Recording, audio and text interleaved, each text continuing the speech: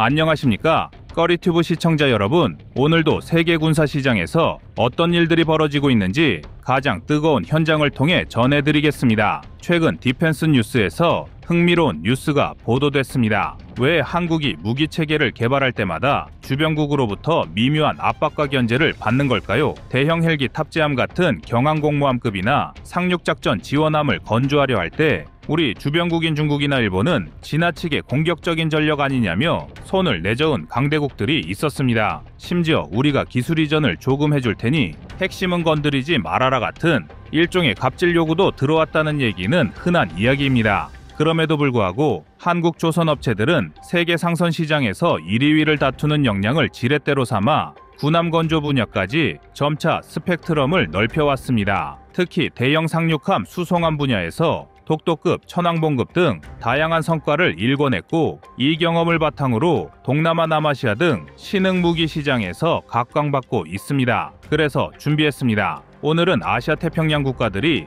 중국을 격퇴하기 위한 상륙함대 증강이 한국 조선업에 어떤 영향을 미치는지 알아보겠습니다.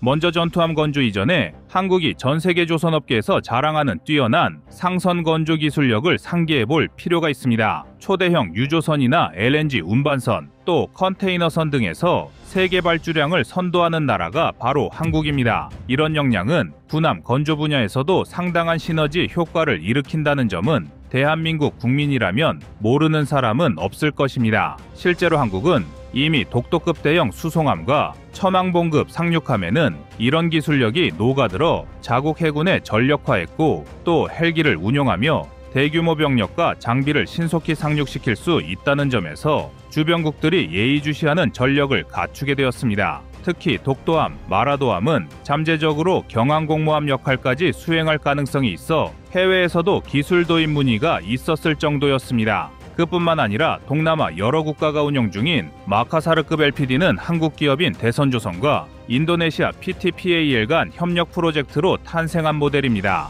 이 배는 필리핀, 페루, 브라질 등으로도 수출되어 품질도 괜찮고 가격도 합리적이라는 호평을 받았습니다. 이렇듯 한국은 이미 군함 수출 레퍼런스를 확보하며 앞으로 더 큰 프로젝트 수주 가능성을 키워가고 있습니다. 이렇듯 한국 방산업체들이 주변국의 미묘한 압박과 갑질을 이겨내고 대형 상륙함 건조 역량을 쌓아온 이유는 간단합니다. 해군력 강화는 필연적이며 수출 시장에서도 경쟁력을 갖출 수 있기 때문입니다. 이런 기조는 옆나라 일본만 봐도 알 수 있습니다. 일본은 오는 2027 회계연도 말까지 3,500톤급 물류지원 선박 2척, 2,400톤급 상륙정 유틸리티 4척, 그리고 더 작은 기동지원 선박 4척 등 총 10척의 상륙 수송 함정을 들여오기로 결정했습니다. 이는 남서쪽 군도 방어와 중국 해양 진출 억제를 위한 필수 전략으로 풀이됩니다. 호주 또한 마찬가지입니다. 국방 전략 검토를 통해 18대의 중형 상륙정과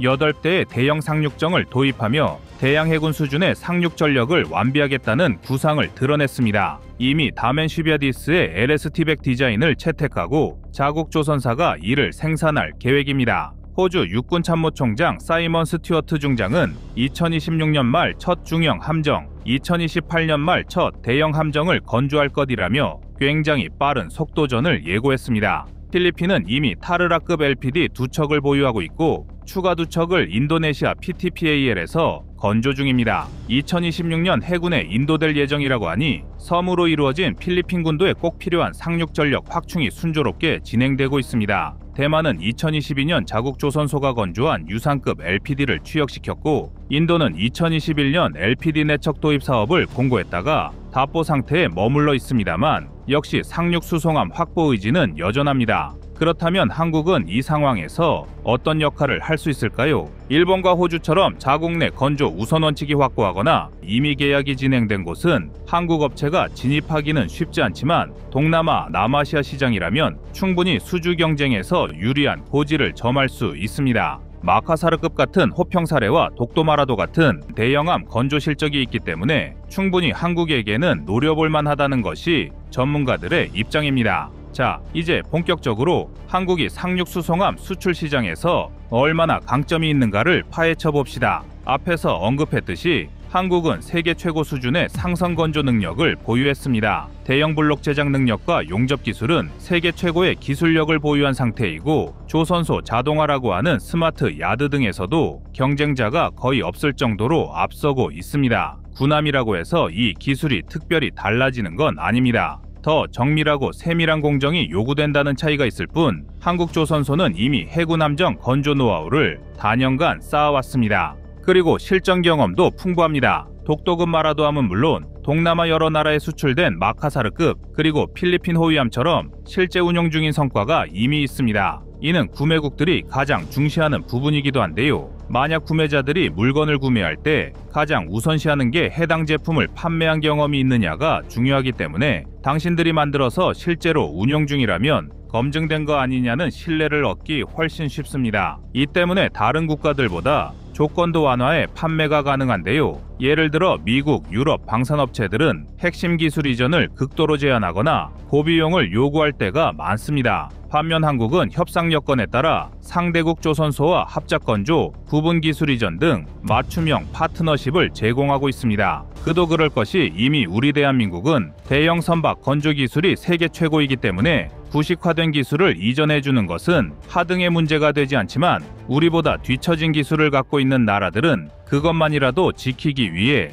아등바등하기 바쁠 것입니다. 이는 국산화를 원하는 구매국들의 입장에서 상당히 매력적인 제안이 되곤 합니다. 하지만 문제는 정치 외교적 제약인데요. 과거 한국이 독도급 대형 수송함을 개발할 시기에 일부 주변 강대국에 압박이 있었다고 전해드렸었는데요. 당시 중국은 굳이 그 정도 크기의 상륙함이 필요한가? 해군이 항모 같은 함정을 갖추면 지역 긴장만 고조시키지 않겠느냐? 라는 식의 반응이었습니다. 이는 사실상 개발 자체를 주저하게 만드는 압박이었습니다. 물론 이들이 공개적으로 한국 정부를 향해 만들지 말라고 선언한 적은 없었습니다. 하지만 경제 외교적인 부분에서 수출 제한을 문제 삼아 우회적으로 압력을 행사했던 것은 사실입니다. 이 때문에 국산 기술을 독자 개발해 부족한 부분을 채웠습니다. 그럼 이쯤에서 아시아 태평양 국가별 동향을 다시 한번 정리해 보겠습니다. 준비한 표를 보면서 말씀드리겠습니다. 먼저 일본입니다. 일본은 나이카이 조선 같은 자국 조선소 등을 통해 LSV, LCU 기동지원함 등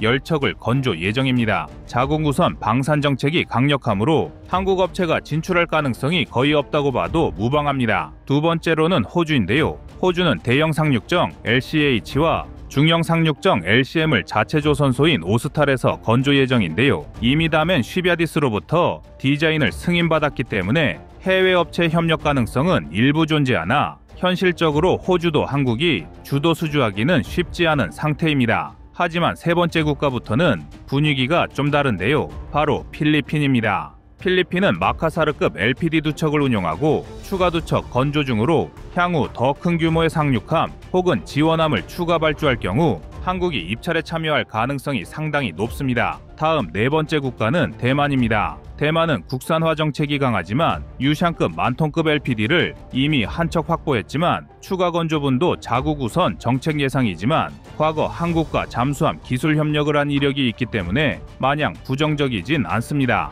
마지막으로는 인도입니다. 인도는 현재 LPD 내척 사업을 계획했으나 인도 방산이 대부분 그러하듯이 지연 중입니다. 그 원인 중 하나가 메이크 인 인디아의 기조로 인한 건데요. 현지 조선소와의 합작이 필수이기 때문에 다른 나라에서 쉽게 다가서지 못하고 있습니다. 때문에 한국이 기술 이전과 현지 합작을 적절히 제한한다면 충분한 경쟁력을 가질 수 있다는 게 업계 관계자의 의견입니다. 이렇듯 일본, 호주처럼 이미 자국 건조 체계를 굳건히 유지하는 나라들은 어렵지만 동남아나 남아시아로 내려가면 한국이 수주 경쟁에서 우위를 점할 가능성이 더 높아집니다. 게다가 필리핀, 말레이시아, 베트남, 태국 등은 한국산 군함을 이미 운용 중이거나 긍정적으로 평가하는 사례가 상당수라 할 수 있습니다. 한편 한국은 중동 아프리카 등 다른 지역에서도 함정 수출 가능성을 모색 중입니다. 사우디아라비아, 아랍에미리트, 이집트 등은 해양 안보를 위해 초계함, 호위함, 그리고 상륙 수송 능력을 갖춘 다목적 함정을 적극적으로 도입하려는 움직임을 보이고 있습니다. 여기서 한국 업체들은 가격 대비 성능을 주무기로 당신들이 원하는 무장 전자장비를 통합해 맞춤형 솔루션을 제공하겠다고 접근하고 있는 상태인데요. 이는 미국이나 유럽 경쟁업체들이 갖고 있지 못한 상당한 메리트일 뿐만 아니라 훨씬 유연한 협상 방식을 택하기 때문에 유리한 고지를 점할 수 있습니다. 실제로 한국이 호세리잘급 호위함을 필리핀에 수출할 때도 한국의 현대중공업은 필리핀 해군이 요구하는 무장 옵션인 미사일 시위즈 전자전 시스템 등을 고객 맞춤형으로 제안했고, 비교적 짧은 납기와 합리적인 비용으로 발주국이 만족스러운 결과를 얻었습니다. 또한 한국 해군이 자체 운영 중인 독도마라도함의 노하우를 바탕으로 해외 고객들이 원하는 중대형 LPD를 맞춤형으로 건조해 줄 수 있다는 것이 강점입니다. 인도가 3만에서 4만 톤급 대형 함정을 원하든 동남아 국가가 1만에서 2만 톤급 LPD를 원하든 한국의 조선소들은 다양한 스펙에 대응할 수 있음을 어필할 수 있는 것입니다.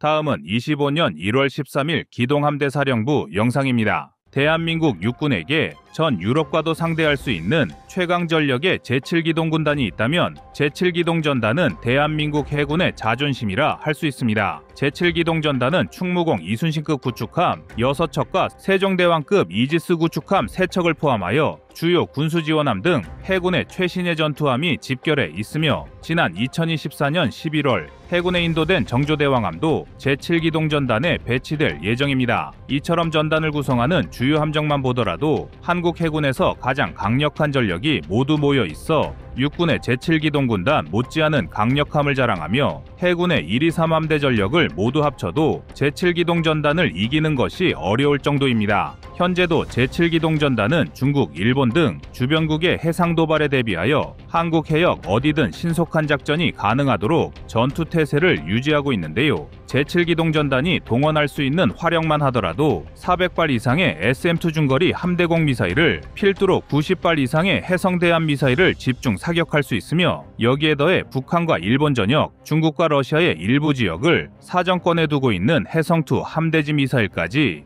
200발에 육박하는 수량을 보유하고 있어 매우 강력한 화력을 보유하고 있습니다. 그리고 이러한 제7기동전단이 2025년 2월 1일을 기점으로 기동함대사령부로 새롭게 창설될 예정입니다. 제7기동전단이 2010년 2월 1일에 창설되었으니 딱 15년 만의 일이며 이로써 한국은 동북아시아의 해상 판도를 뒤흔들 최강의 창을 보유할 수 있게 될 전망입니다. 한국 해군의 기동함대사령부는 현재 한국이 건조 중인 모든 구축함을 배치받을 예정이며, 이를 통해 예하의 3개의 전대를 구성하여 기동함대를 운용할 예정인데요. 한국은 기동함대 예하의 각 전대에 충무공 이순신급 구축함 2척, 세종대왕급 및 정조대왕급 이지스 구축함 각 1척, KDDX 2척을 편제하여 전대별 6척, 도합 18척의 구축함 전력을 편성할 것입니다. 하나의 해군전대에 구축함이 6척이나 편제된다는 것은 절대로 만만한 전력이 아닌데요. 세계 최강의 군사력을 보유한 미국도 6척의 구축함이 편제된 부대는 항공모함이 없어도 독립적인 작전이 가능한 고강도 전력으로 평가하고 있으며,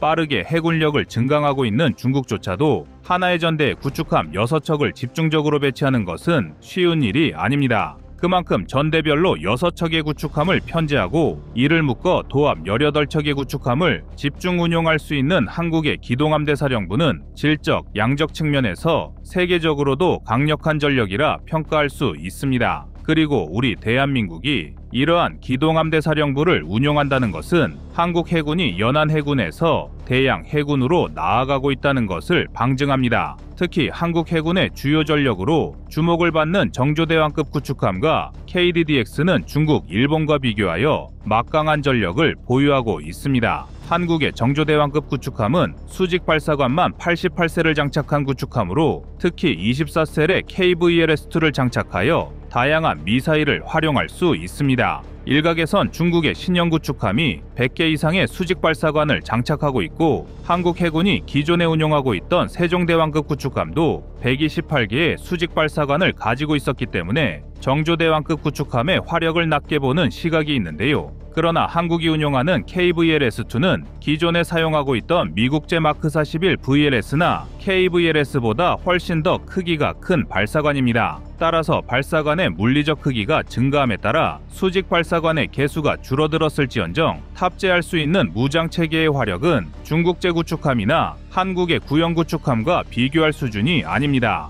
정조대왕급 구축함에 탑재된 KVLS-2는 오히려 미국의 주력 함정인 주말트급 구축함에서 운용하는 마크 57 VLS와 비교하는 것이 더 합당하며, 한국은 KVLS-2를 활용하여 각종 탄도미사일은 물론이고 개발 중인 극초음속 미사일까지 구축함에서 사용할 전망입니다. 여기에 더해 한국 최초로 통합전기식 추진체계가 적용되는 KDDX는 16셀의 KVLS-2를 포함하여 도합 48셀의 수직발사관을 장착하고 충남급 호위함에 도입한 사면고정형 다기능 위상배열 레이더를 탑재할 예정인데요. KDDX에 구축될 레이더의 S밴드 레이더 소자는 약 4,100개 수준으로 4,350개의 소자를 사용하는 AN 스파이-1D와 대등한 수준입니다. AN 스파이-1D 계열의 레이더가 미국의 테이콘데로가급 순양함과 알레이버크급 구축함을 비롯하여 일본, 한국, 스페인, 노르웨이, 호주 등에서 이지스함에 장착하고 있는 검증된 레이더 체계라는 점을 고려할 때 이와 대등한 수준의 레이더 소자를 보유한 KDDX와 한국산 레이더의 성능은 전 세계의 어떤 해군 함정과 비교해도 밀리지 않는 우수한 표적 탐지 능력을 보유할 것입니다. 이처럼 첨단 기술을 탑재한 정조대왕급 구축함과 KDDX는 향후 기동함대 사령부의 중추 전력으로 활약하며 중국, 일본, 러시아 등 주변의 군사 강국들을 견제할 것입니다. 그리고 여기에 더해 기동함대 사령부가 제7기동전단을 그대로 이어받아 제주도에 배치되었다는 점과 해군의 신형 군수 지원함인 소양함을 보유하고 있다는 점도 주목해야 합니다. 이러한 요소는 한국 해군에게 있어 기동함대 사령부는 대양 해군의 중추라는 점을 명백히 보여줍니다. 제주도에 위치한 해군기지는 한국에 있어 매우 중요한 전략적 요충지로 기존의 1, 2, 3함대와 달리 곧바로 외부 바다로 진출할 수 있다는 전술적 장점이 있습니다. 이러한 지리적 장점은 한국이 주변국과의 군사충돌을 감행하거나 적이 항만봉쇄를 시도하더라도 한국 해군이 전술적으로 고립되지 않고 해상 주권을 수호할 수 있도록 만들어주는데요. 한국 해군의 작전 범위가 넓어지면 적성국에 대한 도발 억지력 증대뿐만 아니라 궁극적으로 해상교통로 보호를 비롯하여 우리 국민들의 해양 활동과 안전을 도모하는 데 많은 기여를 할 수 있습니다. 아닌 게 아니라 한국은 해상을 통한 교역과 물류 수출입 등에 많은 영향을 받기 때문에 급변하는 해양 정세에 신속한 대응 체계를 구축하는 것은 매우 중요합니다. 하지만 만약 한국이 한반도 연안에서의 작전 활동에만 국한된 전력을 보유했다면 다른 해역에서 발생하는 군사적 사태에 대해 신속한 대응이 어려워졌을 것인데요. 제주를 거점으로 대양작전 수행이 가능한 기동함대 사령부의 전략적 가치는 절대 작지 않습니다. 또한 대양에서 작전을 수행하는 함대는 군수 지원이 상당히 중요합니다. 군수 지원함을 통해 보급의 지속성을 확보해야만 먼바다에서 연료, 탄약, 식량을 원활하게 확보할 수 있으며 이는 원거리 작전의 유연성을 높여줄 수 있습니다. 만약 군수지원함 전력이 부실하다면 전투함은 지속해서 보급을 위해 회항할 수밖에 없으며 이러한 회항 과정은 전력 공백을 초래할 수 있는데요. 사실 그동안 한국 해군은 전투함 전력을 확충하는 것에 비해 지원함 전력을 확보하는 데는 소홀한 것 아니냐는 비판도 몇 차례 제기되었습니다. 하지만 새롭게 창설되는 기동함대 사령부는 구축함의 전력화 속도에 맞춰 순차적으로 3개의 기동전단을 구성함과 동시에 별도로 신형 군수지원함을 편재함으로써 아군의 작전 지속 지원에도 많은 노력을 기울이고 있으며 이러한 요소들은 한국이 체계적으로 대양 해군 전력을 구성하고 있다는 것을 방증합니다. 다만 원래 한국이 구상하고 있던 모든 기동함대 전력은 사실 이보다 더 강력할 예정이었습니다. 당초 한국은 각 기동전대의 기함으로 독도함과 마라도함 그리고 3만 톤급의 경항공모함을 각각 배치할 예정이었습니다. 독도함과 마라도함에는 각종 수송기를 이착함할 수 있게 운용하고 경항공모함에는 수직 이착륙 전투기를 배치하여 한국 해군의 전투력을 더욱 강화할 방침을 가지고 있었으나 항공모함의 필요성에 대한 논의가 완전히 마무리되지 못하여 관련 사업이 보류된 상황인데요. 대한민국이 멈춰있던 항공모함 도입 사업을 재개하고 기동전단의 기함으로 항공모함과 대형 수송함을 편재하게 된다면 한국 해군의 기동함대 사령부는 중국, 일본을 압도할 수 있는 막강한 전력으로 거듭날 수 있습니다. 이제 세계 각지에서 벌어지는 해양 패권 경쟁은 한국도 피할 수 없습니다. 미국과 중국은 서로를 향해 언제든 모든 전력을 투사할 수 있을 것처럼 자존심 싸움을 벌이고 있으며 일본, 호주 등도 해군력을 강화하며 인도태평양 지역은 해상 패권 경쟁의 중심지가 되고 있습니다. 다행히 한국은 2025년부터 막강한 전력의 함대를 구축하기 위해 제7기동전단을 기동함대 사령부로 개편하며 만반의 준비를 다하고 있는데요. 서둘러 정조대왕급 구축함에 2번, 3번함과 KDDX 6척도 전력화가 완료되기를 기대하겠습니다. 이상 꺼리튜브였습니다.